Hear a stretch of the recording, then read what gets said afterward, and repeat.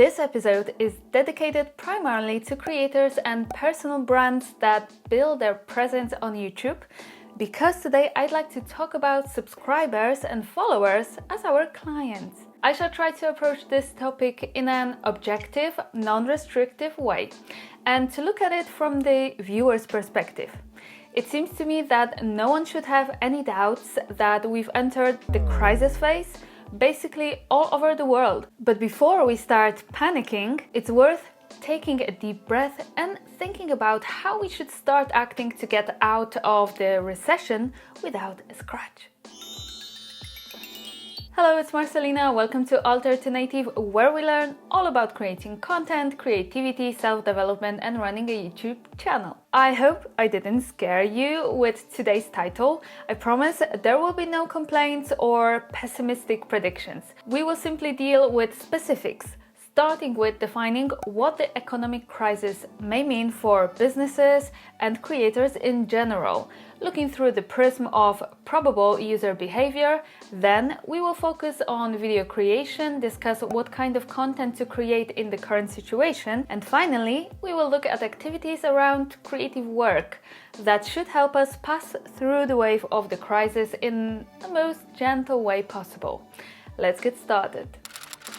A recession is not only a state of economic collapse, which most of us are associated with, but also by definition it's a transition, a breakthrough. Most of us, however, don't think of the crisis as an opportunity or an impulse to make changes.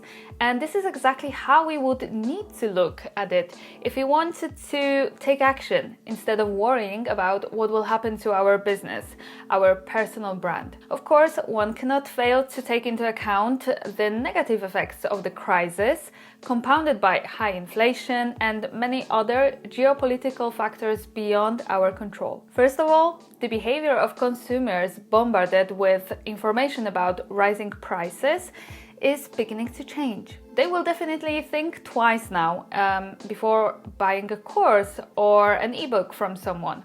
Therefore, that's what we should expect from our subscribers, our potential customers. What does it mean? In theory, it will be harder for us to sell our own products if we are going to do it in the same way we have been doing so far, as I will explain more in the next chapter. But, and here's some good news.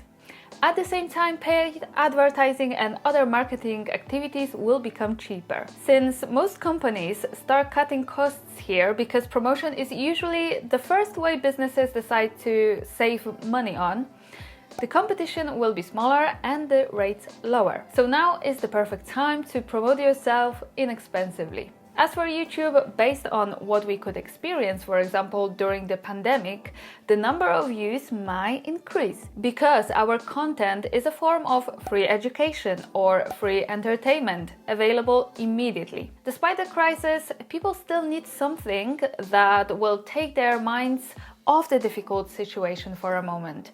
They realize they need new skills to meet the expectations of ever-changing market. And social platforms, especially YouTube, are great for both reasons. By the way, if you are thinking about starting a YouTube channel as a probable new stream of income to help you in recession, I encourage you to watch my playlist with episodes dedicated to beginner YouTubers, the link to which I leave you at the top and in the description below. On the other hand, there will also be viewers on YouTube for whom the experience of following a wonderful, perfect life depicted in vlogs might be too depressing or frustrating. And these people will either look for other creators, other brands, limit or even stop using the platform altogether. Therefore, in a crisis situation, we must be careful about what we show and how we show our successes and our failures. Sometimes we can get so wrapped up in our own problems that we stop noticing those of our subscribers or customers.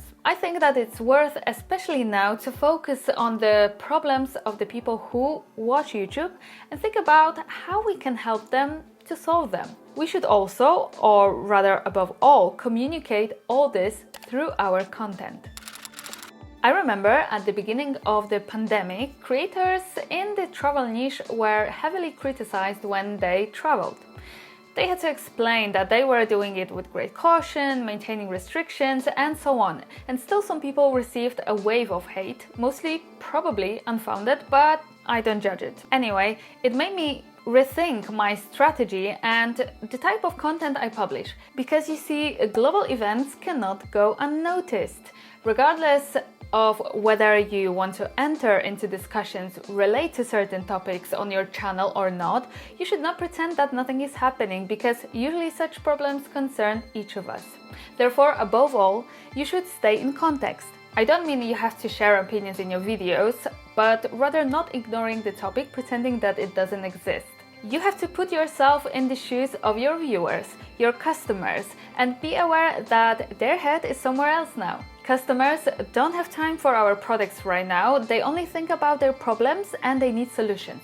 So the most important thing is to identify their current problems. This will not only help us grow our channel by increasing engagement, but it will also help us reach new people. If we can provide the right solution, there's a high probability that our content will be further organically promoted by our audience. When we don't know what problems our community is facing, we can ask them, for example, by using polls. The problem with YouTube now is that it takes a lot of time and effort to monetize your channel, so any advice that can speed up this process will be valuable and has a chance to get a lot of views. Always think about it as a win-win situation. The more people you can help, the more support you will receive. In my opinion, this is also not the time to flaunt your successes.